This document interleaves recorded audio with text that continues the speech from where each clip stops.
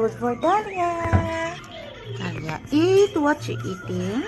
Pasta.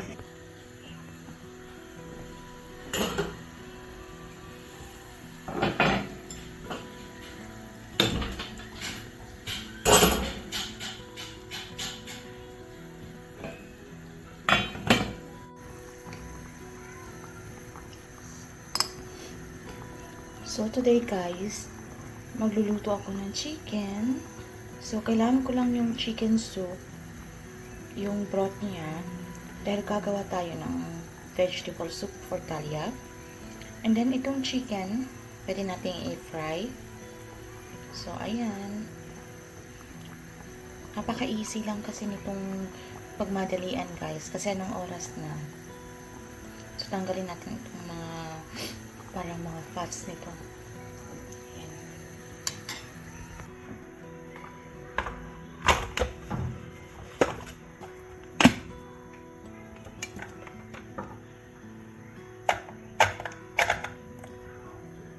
Ay mga, saan kaya ito galing guys?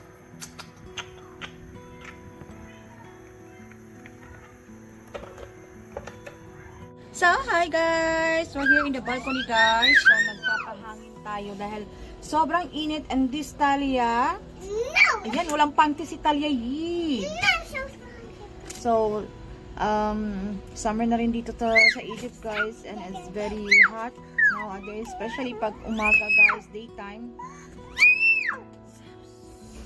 No! I want to have that. But, okay pa rin naman dito guys, kahit na summer, kasi meron pa rin namang fresh air na mapifeel mo, especially at night guys. So napaka-presko. So hindi kagaya nung sa UAE talaga na pag summer talaga guys, and hindi mo kakayanin na magstay sa labas dahil sobrang init. So ayan yung view natin guys sa labas. So ayan. So, dahil tapos na nating napakain si Dahlia guys, and nagluto na rin ako for dinner, pero hindi pa masyadong luto guys, so inaantay ko na lang. So, for now, kape-kape muna tayo. So, ayan guys, alam mo ba, naalala ko before guys, na nagtatrabaho ako sa UAE, first time ko talagang magtrabaho that time, kasi yung sa Pinas guys, so nagbi-business kasi ako guys, then hindi talaga ako nakatry ng magtrabaho. So kasi dati ayoko talagang mga muhan, alam mo yun. So business minded din kasi yung parents ko guys, so yun talaga yung gusto ko, na magkaroon ng talagang business, pero yung parang small time lang naman, yung boutique guys, yun yung business ko before, yung ukay-ukay second hand. Mahilig talaga akong yung sa mga damit, tapos yung mga, di ba uso doon yung mga ukay-ukay. Then meron kasing yung place na ano, hindi na kami nagre-rent ka, so nasa commercial area sa guys. So ayan. And then after nung ano na yung father ko guys, nung namatay yung father ko, so parang nalungkot ako, and then gusto ko nung parang maiba yung ano, yung takbo ng buhay ko. Alam mo yun, yung parang gusto ko matry naman yung ibang gusto ko mag-explore. So kaya ayan. But anyway, nung nandun ako sa UAE guys, first time ko magtrabaho. So totoo pala yung sinasabi nila guys, na kung sino pa yung mga kababayan mo, siya pa yung magda-down sa'yo, siya pa yung parang feeling mo, kasi di ba pag nasa abroad ka na, pag may kababayan ka, yun yung maging kakampi mo. Kasi first nung job ko guys is nasa abroad ako guys. I mean first sa work ko guys ay nasa hotel ako. So meron kaming dalawang Pinay. So ayan. So wala talaga akong alam guys sa unang work ko. I mean, ako naman na tao, alam na tayo naman mga Pilipino guys, kapag tinuruan tayo is mabilis naman tayong makaka-catch up, diba? Hindi naman tayo bobo at meron naman tayong initiative. So doon kasi nangyari sa akin guys, talagang syempre sa system guys, kailangan mo mag-post, may mga order, yung mga ano. So nagtataka ako guys na hindi ako tinuturuan sa pag-post ng mga sa system, ganun. Puro ako nilalagay sa pagbabas out ng mga paglilinis ng plate. Alam mo yun, pagbabas out. So, dun lang ako lagi. Ilalagay ko sa kitchen, ganun. So, until nag 1 month ako, wala akong alam sa pagpo-post sa mga sa computer na yan, wala akong alam. So kahit na yung Pilipina guys, nagtatanong ako kung paano.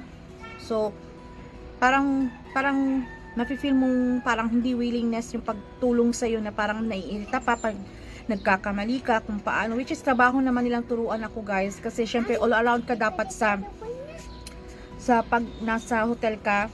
So dapat alam mo, hindi lang sa pag-bus out, so dapat lahat.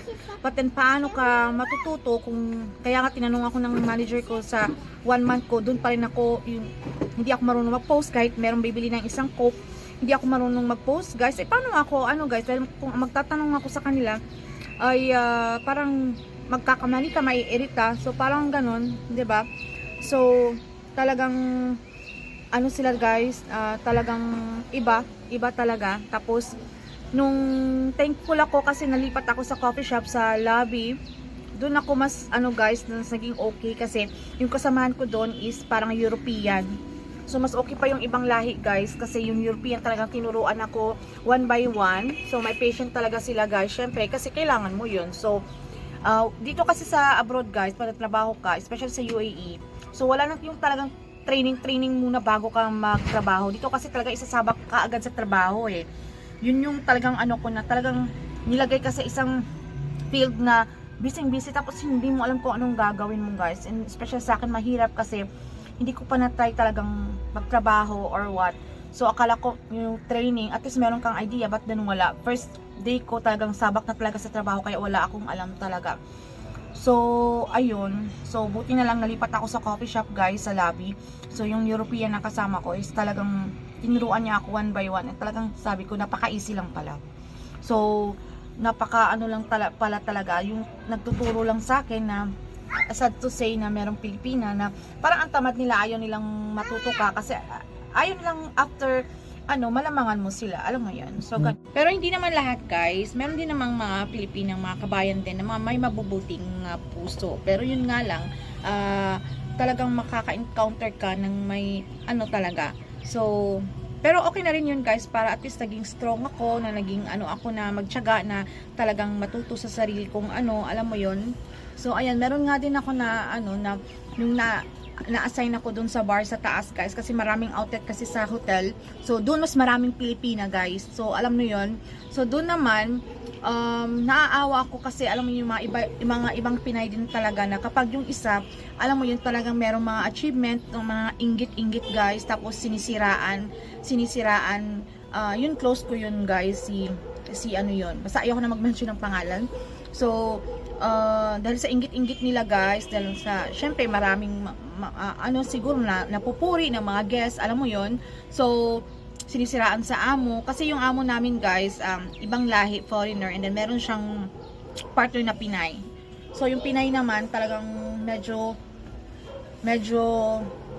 ingrata din guys. So medyo naniniwala siya sa mga then hate niya din yung yung sige, patago na lang natin sa pangalang Ana, alam mo yun. So ayan, lagi siyang sinisigawan guys ng may-ari sa halimbawa maraming customer, ayan, dahil isang mali lang, alam mo yun, dahil nga pinagtutulungan siya. Marami ding mga Pilipina na dinadown siya, na sinusumbong, alam mo yun, na parang basta guys, kaya minsan mahirap ding magtiwala. So dapat pag nasa abroad ka, ka na lang, yung talagang magsumikap ka ng sarili mo, huwag kang mag-rely sa kanila, yung trabaho ka lang, alam mo yun, huwag ka nang makipag yung parang sa chismisan, dahil minsan kasi parang ang pangit, dun ka pa napapasama, alam mo yun. So yun lang guys for today. Pero hindi naman lahat guys, meron din namang mga Pilipinang mga kabayan din na mga may mabubuting puso. Pero yun nga lang, talagang makaka-encounter ka ng may talaga. So pero okay na rin yun guys, para at least naging strong ako, na naging ako na magtiyaga na talagang matuto sa sarili kong alam mo yon. So ayan, meron nga din ako na yung na-assign ako dun sa bar sa taas guys, kasi maraming outlet kasi sa hotel. So doon mas maraming Pilipina guys. So alam mo yon. So doon naman naaawa ako kasi alam mo yung mga ibang Pinay din talaga, na kapag yung isa, alam mo yun, talagang merong mga achievement, ng mga inggit guys, tapos sinisiraan yun, close ko yun guys, si ano yon, basta ayoko na mag-mention ng pangalan. So dahil sa inggit-inggit nila guys, dahil sa syempre maraming ano siguro na napupuri ng mga guests, alam mo yon. So sinisiraan sa amo kasi yung amo namin guys, ibang lahi, foreigner, and then meron siyang partner na Pinay. So yung Pinay naman talagang medyo ingrata din guys. So medyo naniniwala siya sa mga ano, then hate niya din yung ano, yung sige, patago na lang natin sa pangalang Ana, alam mo yun. So ayan, lagi siyang sinisigawan guys ng may-ari sa halimbawa maraming customer, ayan, dahil isang mali lang, alam mo yon, dahil nga pinagtutulungan siya, marami din mga Pilipina na dinadown siya, na sinusumbong, alam mo yon, na parang basta guys, kaya minsan mahirap ding magtiwala. So dapat pag nasa abroad ka, ano ka na lang, yung talagang magsumikap ka ng sarili mo, wag kang mag-rely sa kanila, yung trabaho ka lang, alam mo yon, wag ka nang makipag ano, yung parang sa chismisan, dahil minsan kasi parang ang pangit, dun ka pa napapasama, alam mo yun. So, ayan lang guys for today. So, sana na-enjoy nyo yung ating chismisan for today. So, ayan lang guys, and see you again for next one guys, kasi pupunta ako sa loob dahil magluluto ako ng yung ano, hindi pa tapos. So, bye guys!